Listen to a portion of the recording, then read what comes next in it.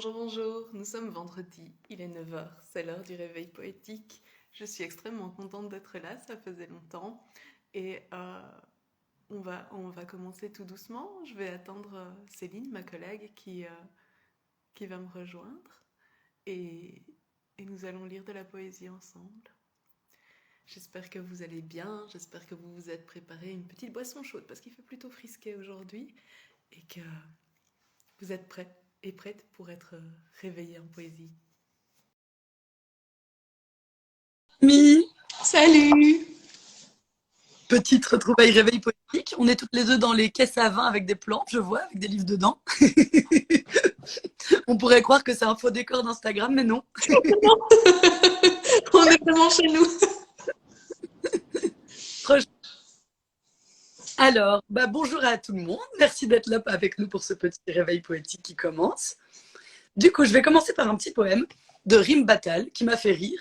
Alors, je partage pas du tout ce point de vue-là, notamment les derniers vers, vous allez comprendre, mais en même temps, je trouvais que c'était intéressant et joli, et que c'était sympa pour se réveiller un peu, parce que voilà, il faut un peu se remettre dans le bain. Donc, un poème qui s'intitule Volver. J'ai toujours rêvé de tirer au revolver, et le jour où j'ai tiré, j'avais toujours rêvé de tirer au revolver, mes oreilles sont tombées dans les pommes, ma main a pleuré des fourmis, mon bras a lâché l'affaire, ma langue est aux abonnés absentes. J'ai manqué de m'éborgner à cause de la douille qui a rebondi sur mon ignorance. Et le spectacle du plomb, partout éparpillé, m'a foutu le bourdon. J'ai toujours rêvé d'amour et écarté mes feuilles. Un jour est devenu un geste mathématique. Dormir avec, se dissiper le drap. Et le reste est connu. Regarder des images dans une caverne est préférable au soleil qui embrase la rétine, sans crier gare. Donc je suis pas du tout d'accord avec la suite. Moi, je pense qu'il faut essayer de sortir de nos cavernes, mais bon, parfois se bercer de quelques illusions fait du bien. Je sais pas si j'ai bien compris le sens du poème, mais voilà. J'aime bien Rim Battal, je trouve qu'elle va toujours là où on ne l'attend pas. Mais oui, elle fait des espèces de comparaisons images comme ça un peu surprenantes. Mm. Et j'aime bien. Alors, moi je vais commencer avec un poème de Blaise Sandard. On a à la bibliothèque un recueil de ses poésies, ce sont ses poésies complètes. Ça s'appelle Du monde entier au cœur du monde. Et j'ai beau avoir souvent entendu nommer Sandrard, pardon, j'avais jamais lu et du coup je savais pas trop à quoi m'attendre. Je suis même allée lire sa fiche Wikipédia pour savoir qui c'était. Euh, et il s'avère qu'en fait, entre autres choses, c'est quelqu'un qui a beaucoup voyagé et c'est aussi quelqu'un qui est revenu de la guerre mutilé. On a dû lui couper la main. Et du coup, dans ce que j'ai lu, alors j'ai vraiment pas tout lu, hein, je l'ai parcouru depuis hier, il y avait des choses qui revenaient et je me disais, ah oui, je comprends un homme de 1900, parfois dans les mots qu'il utilise aussi, il y a un des poèmes que j'aurais volontiers lu parce que je le trouvais très joli, mais qui utilise des mots qu'on n'utilise plus aujourd'hui, qui sont surtout venant d'un homme blanc. Et donc j'ai décidé que ce serait pas celui-là que je vous lirais. Pour parler des personnes noires. Je vous laisse voir de quoi ça parle. J'imagine, j'ai déjà quelques idées. Je me dis, bon, tu as peut-être bien fait de pas le lire de bon matin. Là, j'aurais pu bouillonner un peu intérieurement. Voilà, franchement, le poème, je le trouvais joli, mais ça montre aussi que le vocabulaire évolue, que les façons dont on s'adresse aux gens et les croyances qu'on a sur certaines populations évoluent, et c'est tant mieux. Donc à la place, moi je vais vous lire Clair de lune. Donc Clair de lune de Blaise Sandrard. On tangue sur le bateau, la lune fait des cercles dans l'eau. Dans le ciel, c'est le mât qui fait des cercles et désigne toutes les étoiles du doigt. Une jeune Argentine accoudée au bastingage rêve à Paris en contemplant les phares qui dessinent la côte de France. Rêve à Paris qu'elle ne connaît qu'à peine et qu'elle regrette déjà. Ses feux tournants fixes doubles colorés à éclipses lui rappellent ceux qu'elle voyait de sa fenêtre d'hôtel sur les boulevards et lui promettent un prompt retour. Elle rêve de revenir bientôt en France et d'habiter Paris. Le bruit de ma machine à écrire l'empêche de mener son rêve jusqu'au bout. Ma belle machine à écrire qui sonne au bout de chaque ligne et qui est aussi rapide qu'un jazz. Ma belle machine à écrire qui m'empêche de rêver à bâbord comme à tribord et qui me fait suivre jusqu'au bout une idée, mon idée. J'aime beaucoup la musicalité de ce poème. Hmm. Très, très, très musical. J'ai beaucoup aimé. Très chouette. Alors, je vais enchaîner sur un petit poème qui sort du recueil de Elslam, qui a été donc publié chez Maelstrom. Et donc, c'est un recueil de slameuses, enfin, de plein de slameuses différentes, belles, du coup. Et un poème qui tout le temps de Delphine Gérard. J'ai envie. De... J'ai envie de... J'ai envie de te proposer ça. Ça, toi. Ça. J'ai envie de te proposer ça très clairement. Il est clair que rien n'est clair dans l'air, que la nuit en soi fait des siennes, que l'amour en toi me fait mienne. Il est clair que j'ai envie de toi. J'ai envie que rien ne clair le soir qui vient, que l'ombre en toi revienne en moi. Toi, tu n'as pas le obscur des non-dits. J'ai nos clairs purs et clairs lointains, que du loin revienne le rien, et l'envie, et l'attente. L'attente de l'environnement des temps. Si tu le temps rien ne revient à temps, c'est clair. Il est clair l'instant, celui du présent, celui du tout le temps, du plus grand, de l'aimant, de l'amant, de l'écoute, du désir, de l'agite. L'instant libérant. Oui, j'ai tout le temps envie de te proposer ça, très très. Voilà, un petit peu de légèreté pour continuer. Il est de qui? Il était de Delphine, mince. Ouais, là, il y a toute la liste. Hop, Delphine. Très bien. Bah, écoute, c'est rigolo parce qu'en fait, j'ai pris plein de poésie, d'amour et légère aujourd'hui. C'était mon thème, il semblerait. Du jour, c'est bien. Et du coup, je vais enchaîner avec celui-là. Ce petit ouvrage, c'est Quelqu'un quelque part est foutu de Bénédicte Martin. Euh, et c'est très rigolo. Il y a un des poèmes et j'ai hésité à le prendre et puis je me suis dit que et puis j'en ai trouvé un autre, mais il y a un des poèmes qui s'appelle Scarbeck et qui est Hein. vraiment une ode à Scarbeck. Euh, il est un peu long, c'est pour ça que je l'ai pas pris parce que je me suis dit que j'avais pas envie de trébucher aussi longtemps sur tous les mots. Du coup, j'avais voulu lire Jour sans de Bénédicte Martin. Les jours sans, je suis fille de misère, je laisse pendre mes bras, mes cheveux, mes doigts, mes sentiments. Les jours sans, je m'amollis superflu, car tu es mon homme sublime et vermeil un peu fou. Les jours sans, je me chagrine sans conséquence, tellement moins soignés, les ongles écaillés. Les jours sans, il y a ma vie qui s'impatiente et mon cœur qui ne cesse de battre, je porte un manteau flou, qui traverse l'espace, au fond de ma poche un collier de bonbons. Les jours sans, j'ai des cernes à cause des nuits, mes paupières se réveillent en croûte de sel, de la guimauve dans le café. Les jours sans, jamais, jamais, jamais m'entends-tu, je n'oublie de t'aimer, labourée de l'intérieur par mon manque de toi. Les jours sans, je suis la femme non conjugale parce que tu n'es pas là. Les jours sans, je me retourne dans les oreillers, tête à tête bêche avec rien ni personne. Les rideaux sont bas et baissés, les azuleros brillent sur les murs de notre chambre. Les nuits sans, je dors déculottée au cas où tu reviendrais, les draps sont blancs, aussi blancs que la lune, et que ce qui s'écroulerait entre mes cuisses si tu étais là. Les nuits sans, tarentule au plafond, vitre en cellophane, je pense à nos dents qui s'entrechoquent dans des baisers profonds et à la sueur de nos joues alors que tu jettes tout ton amour en moi. Joli, très mélancolique comme ça. Alors, du coup, après, j'ai choisi un petit peu de Cécile Coulon et ensuite un de Paul Éluard, mais qui se faisait résonance. En fait, c'était rigolo parce que comme ça, on dirait que non, mais vous allez voir. Les vers. Donc, c'est un poème de Cécile Coulon qui est dans son recueil En l'absence du capitaine, qui est, je crois, le dernier qui a été sorti. Et qui s'intitule Ma place ici. Je sais bien que tout a déjà été écrit et qu'il est fait avec des mots usés d'une autre. Je sais bien de quoi mon cœur est fait. On récupère toute son enfance les breloques du passé. On s'enroule à l'intérieur comme dans une couverture trouée.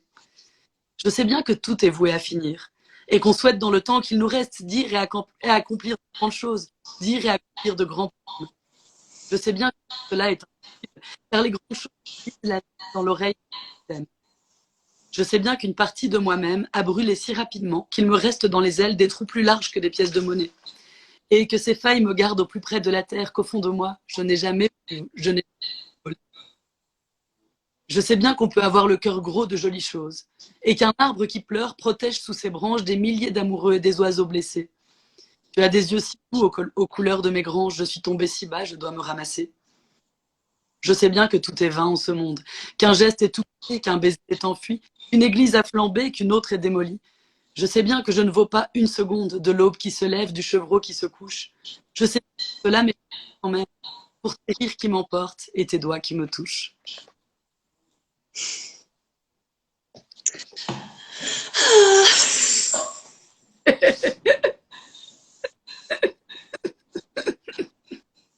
Alors, a priori, il y a un vers du poème que tu viens de lire qui a été repéré, je vois. Love, love.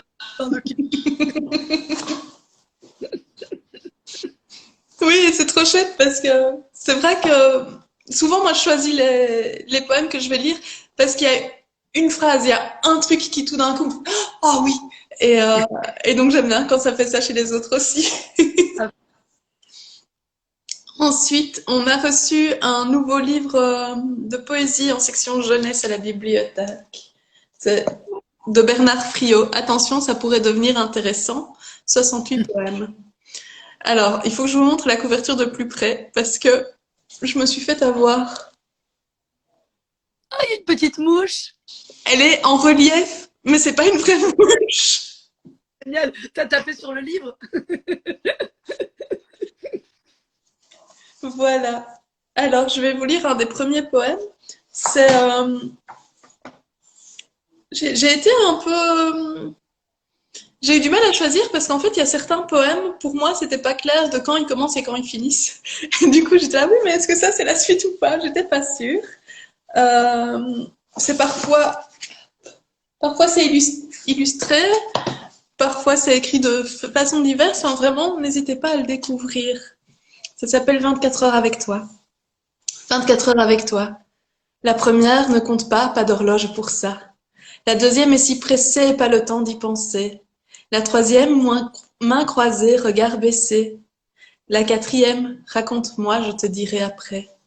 La cinquième, tant de secrets, nous n'avons pas terminé. La sixième, complicité, rire partagé. La septième, un moment de mélancolie, une caresse, un silence ouaté. La huitième, premier baiser, à peine effleuré. La neuvième, envie de courir, crier, allez, on y va. La dixième, hé, on a faim, on ne vit pas d'amour et d'eau fraîche. La onzième, toujours pas rassasié, mais c'est d'autres choses dont on est affamé. La douzième est à nous, heure douce. La treizième, sûre, nous portera chance. La quatorzième, la quinzième, la seizième, comme dans un rêve. La dix-septième, je me réveille dans tes bras. La dix-huitième, celle-là, je n'oublierai pas. La dix-neuvième, corps apaisé et complice. La vingtième, à peine commencée, déjà passée. La 21e, et si on dansait? La 22e, tant de choses encore à se dire. Projet, envie, désir. La 23e, promesse murmurée. La 24e, calendrier déchiré, c'est décidé, le temps s'est arrêté. Oh, c'est trop beau, c'est trop mignon. C'est trop chou. Oui, hein? Mignon, beaucoup trop mignon. Super chou, poème d'amour. J'aime bien parce que c'est à la fois tendre et rigolo, quoi. Donc ça devient pas cucu. Oui. Alors que c'est une image qu'on connaît déjà, quoi. Mais la façon dont il a de les amener, du coup, c'est rythmé, c'est drôle. Enfin, c'est vraiment très chouette. J'aime beaucoup. Oui, et c'est tout en subtilité parce que ben, c'est un livre qui est en section jeunesse. Bernard Friot, il écrit pas mal en section jeunesse et il y a des choses qui sont dites que les adultes ont compris et pas les enfants et c'est très bien comme ça. Oui, c'est ça, c'est vraiment, ouais, ça joue sur plusieurs tableaux, quoi. Un peu sur très très joli poème. Merci. Ça mettait beaucoup de bonne humeur, je trouve. Alors, donc du coup, maintenant, je vais vous lire le poème de Paul Éluard qui m'a fait penser à celui de Cécile Coulon, parce qu'en fait, je trouvais ça rigolo quand je cherchais les poèmes de me dire, ah ok, en fait, les poètes, poétesses, sont quand même toujours sur la même chose. et sont traversés aussi par ces mêmes questions. Donc voilà, il s'intitule « Tout dire ». Le tout est de tout dire et je manque de mots. Et je manque de temps et je manque d'audace. Je rêve et je dévide au hasard mes images. J'ai mal vécu et mal appris à parler clair. Tout dire, les rochers, la route et les pavés, les rues et leurs passants, les champs et les bergers, le duvet du printemps, la rouille de l'hiver. La froid et la chaleur composant un seul fruit. Je veux montrer la foule et chaque homme en détail, avec ce qui l'anime et qui le désespère, et sous ces saisons d'hommes, tout ce qui l'éclaire. Son espoir et son sang, son histoire et sa peine. Je veux montrer la foule immense, divisée, la foule cloisonnée comme en un cimetière, et la foule plus forte que son ombre impure, ayant rompu ses murs, ayant vaincu ses maîtres. La famille des mains, la famille des feuilles, et l'animal errant sans personnalité, le fleuve et la rosée fécondant et fertile, la justice debout, le bonheur bien planté. Le bonheur d'un enfant, saurais-je le déduire, de sa poupée ou de sa balle ou du beau temps? Et le bonheur d'un homme, aurais-je la vaillance de le dire selon sa femme et son enfant? Saurais-je mettre au clair l'amour et ses raisons, sa tragédie de plomb, sa comédie de paille, les actes machinaux qui font le quotidien et les cas qui le rendent éternel? Et pourrais-je jamais enchaîner la récolte à l'engrais comme on fait du bien à la beauté? Pourrais-je comparer le besoin au désir et l'ordre mécanique à l'ordre du plaisir? Aurais-je assez de mots pour liquider la haine, par haine sous l'aile énorme des colères, et montrer la victime écraser les bourreaux? Serais-je colorer le mot révolution? L'or libre de l'aurore en tes yeux sûrs d'eux-mêmes, rien n'est semblable, tout est neuf, tout est précieux. J'entends de petits mots devenir des adages. L'intelligence est simple au-delà des souffrances. Contre saurais-je dire à quel point je suis contre les absurdes manies qui nouent la solitude? J'ai failli en mourir sans pouvoir me défendre, comme en meurt un héros ligoté, bâillonné. J'ai failli en être dissous, corps, cœur, esprit, sans forme et aussi avec toutes les formes dont on entoure pourriture et déchéance, et complaisance, et guerre, indifférence et crime. Il s'en fallut de peu que mes frères me chassent. Je m'affirmais sans rien comprendre à leur combat. Je croyais prendre au présent plus qu'ils ne possèdent, mais je n'avais aucune idée du lendemain. Contre la fin de tout, je dois ce que je suis, aux hommes qui ont su ce que la vie contient, à tous les insurgés vérifiant leurs outils et vérifiant leur cœur en se serrant la main.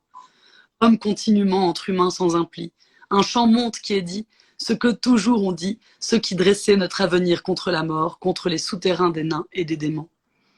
Pourrais-je dire enfin la porte s'est ouverte de la cave où les fumes étaient leur masse sombre, sur la vigne où le vin captive le soleil, en employant les mots du vigneron lui-même. Les femmes sont taillées comme l'eau ou la pierre, tendres ou trop entières, dures ou légères. Les oiseaux passent au travers d'autres espaces, un chien familier traîne en quête d'un vieil os. Minuit n'a plus d'écho que pour un très vieil homme, qui gâche son trésor en des chansons banales. Même cette heure de la nuit n'est pas perdue, je m'endormirai que si d'autres s'éveillent. Pourrais-je dire rien ne vaut que la jeunesse, en montrant le sillon de l'âge sur la joue, rien ne vaut que la suite infinie des reflets à partir de l'élan des graines et des fleurs. À partir d'un mot franc et des choses réelles, la confiance ira sans idée de retour. Je veux que l'on réponde avant que l'on questionne, et nul ne parlera une langue étrangère.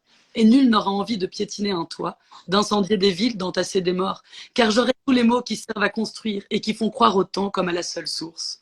Il faudra rire, mais on rira de santé, on rira d'être fraternel à tout moment, on sera bon avec les autres comme on l'est avec soi-même quand on s'aime d'être aimé.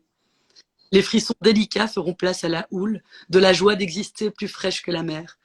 Plus rien ne nous fera douter de ce poème que j'écris aujourd'hui pour effacer hier. Voilà. L'amour et la révolution. Bah, il va plus loin, hein. Forcément, c'est Paul Éluard, il enchaîne, il enchaîne, il enchaîne. Mais je trouvais quand même qu'il y avait une espèce d'idée de comment décrire le monde, en fait, comment dire le monde Ouais. par la dans les J'aime deux bien poèmes. cette phrase où il se demande s'il va pouvoir colorer le mot révolution. J'aime bien comme c'est écrit. Colorer la révolution, c'était très joli. Alors, ensuite, j'ai un recueil bilingue de Alfred Kern, La lumière de la terre. C'est en allemand d'un côté, en français de l'autre. Ce sera en français, hein, soyons clairs. Je ne sais pas lire l'allemand. Euh, et je vais vous lire le poème numéro 7, qui n'a pas de titre. Le feu intérieur, la lumière froide des étoiles sur le velours bleu de la nuit somnolent tes pensées. Un mot prodige presque oublié ou silencieux à l'abri, sous une nuée d'espoir. Pourtant il apparaît si clair et prégnant à la fois Il t'envoie là-haut en montagne, près d'un lac bleu en contrebas. La blanche main, la clairière d'un nuage, ordre et pierraille, avalanche et cristal de roche. Un mot dur, une neige tendre, un chaos, l'âpre faveur d'un pluriel, en jeu le désir. Et le lent vieillissement, sur plus-value des signes, ta maladresse, la mort, ton silence à la fin, le recueillement du monde. Son être là, à l'anse verrouillée des sens. Voilà. À méditer. À méditer. Du peu que j'ai lu de ce recueil-là, il tourne beaucoup autour du mot, trouver le bon mot, savoir quel mot utiliser. Et, voilà.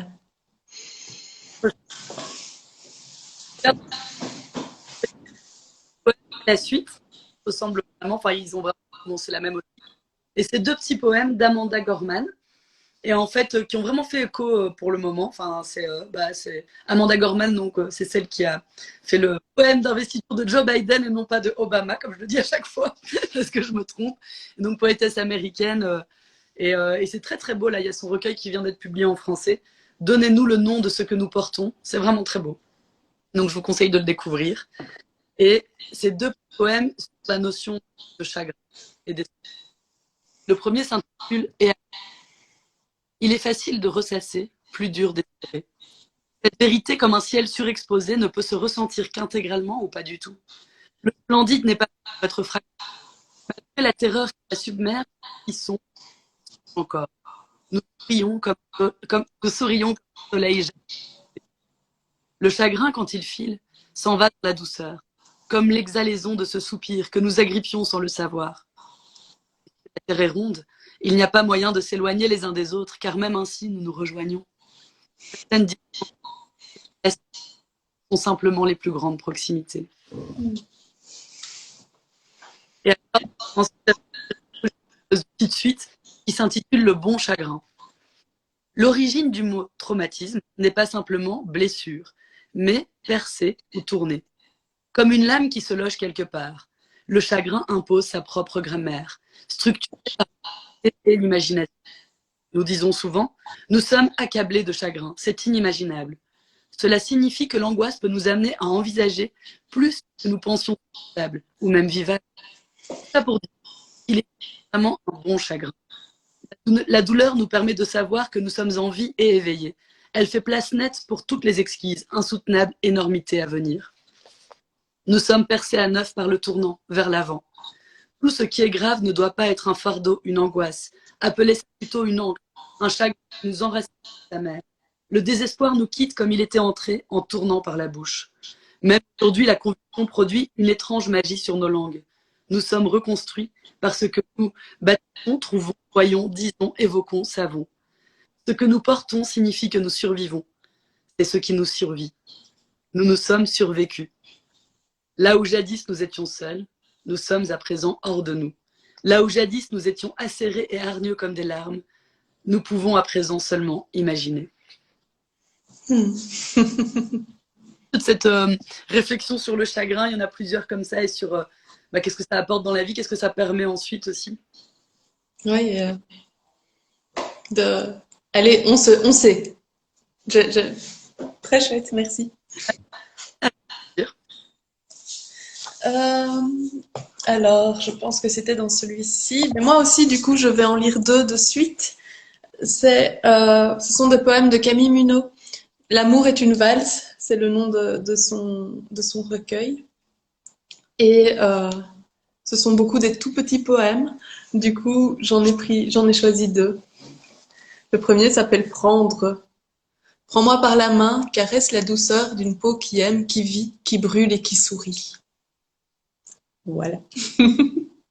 Et ensuite, les lieux. Tous les lieux sont bons pour t'aimer follement, passionnément, comme si tout n'était rien, comme si tu étais tout et à jamais mien. J'avais dit que j'étais dans un moment d'amour et de... Bisounours, bisounours, avec plein de cœur. C'est ça. Alors, vas-y pour ce matin de mon côté, c'était donc dans la revue Sœur. Et c'est le dernier numéro qui est sur les utopies. J'avais envie de laisser sur une petite utopie. Et voilà, donc très chouette numéro. J'ai bien aimé ce thème, en fait, du coup, du rêve, de l'utopie, qu'est-ce qu'on peut construire. Et c'est un poème de Clémentine Pernot, voilà, qui est une poétesse française contemporaine. Et il n'y a pas de titre.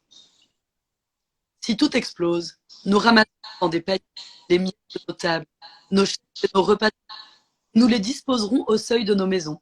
Ou bien nous les rassemblerons dans ces sachets de gaz où l'on met les bijoux et les menus présents. Si tout explose, nous examinerons les brisures, les fragments de nos corsets d'ivoire avec curiosité. Nous les trierons par taille, les classerons par couleur et révélerons le tout dans un grand inventaire. Si tout explose, nous chercherons les meilleurs de nos murs, reconstruire les ponts, par-dessus nos ruisseaux emplis par la fonte des neiges. Si tout explose, nous regarderons stupéfaites la plaine paisible et dévastée. Nous verrons au loin les racines puissantes de nos arbres et nous prendrons le temps de contempler nos ruines. Si tout explose, nous ne chercherons pas la cause ni les remèdes, simplement les îles les plus solides au sol, pour s'étendre un instant et planter les graines que l'on garde sur soi. Oh. J'aimais bien planter les graines que l'on garde sur soi. Voilà. C'est si beau. Moi, je vais terminer avec un poème. C'est plutôt, c'est en prose. Il n'y a pas de titre. C'est de l'ouvrage Dérive de Iceberg. Ah, c'est un de mes recueils de poésie préférés. Je l'ai lu et relu dans tous les sens. Je l'adore. Il est trop beau. Ah bah oui, mais là, c'est forcément c'est bisounours, land, love, love, love, cœur, cœur, quoi. C'est trop beau. Je le conseille à tout le monde. C'est trop beau. C'est trop beau. Donc, c'est en fait, c'est un récit poétique qui se suit et c'est une rencontre et je suis au tout début. Oh.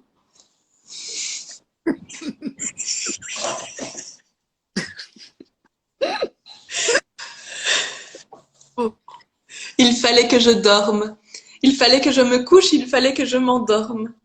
Parce qu'il est tard, il se fait tard, il faut que je dorme. Je me lève tôt demain, je me suis couchée tard dernièrement. Il fallait que je dorme. Il faut que je dorme. Arrête de me regarder, arrête de me sourire, il faut que je rentre me coucher. Non, vraiment, arrête de me sourire, il faut que j'aille me coucher. Je ne peux pas dormir avec ton sourire. On ne va pas errer dans les rues encore longtemps. Vraiment, il faut que je dorme, il fallait que je dorme. Il est déjà tard, il est très tard. Il est trop tard. Je vais aller me coucher, j'arrête de t'embrasser et je rentre me coucher. Juste un dernier baiser et je vais dormir, il faut que je dorme. Et que je t'embrasse. Il faut qu'on s'embrasse. Ne t'excuse pas de me tenir éveillée et embrasse-moi encore. La rue est vide, la rue est à nous. La rue est faite pour qu'on s'y embrasse.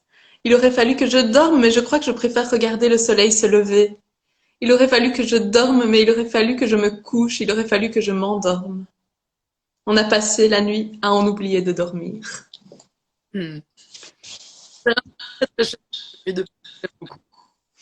Et cette dernière phrase, c'est la dernière phrase qui a fait que j'ai choisi de lire celui-là, en fait. J'étais, oh, et mon petit cœur, ça fait ouh. C'est trop chouette. C'est un chouette récit poétique, très ça faisait bien. Bientôt la Saint-Valentin. Mais il y avait beaucoup de poèmes d'amour. Et puis n'oublions pas de nous aimer nous-mêmes avant tout. Mais évidemment. Et du coup, que ce soit la Saint-Valentin ou pas, sincèrement, moi je les ai juste pris parce que j'étais contente de revenir, ça faisait longtemps. Et merci d'avoir été là de notre poésie. Et, enfin, pas la nôtre, mais celle qu'on a lue. Et on vous souhaite une excellente journée. À dans 15 jours. Ah non, il y a les scolaires. À bientôt. À bientôt. Je ne sais plus quand c'est, mais on se revoit très bientôt. À très bientôt. Bonne journée. Au revoir. Au revoir, bonne journée.